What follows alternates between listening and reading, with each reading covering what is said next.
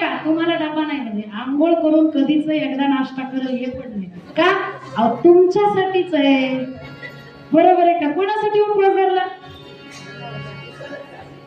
हर हर हर हर मन मोकळं येणं बरं चरण वारी एकादशी करणं उपवास करणं बरोबर आहे का? तसं पार्वती मातेनं तसं नाही केलं.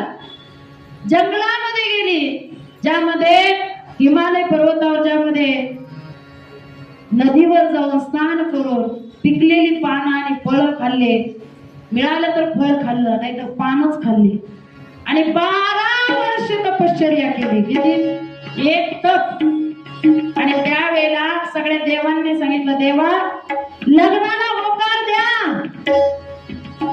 देव म्हणले नको रे बाबा. म्हणले का बरं नको म्हणले होते?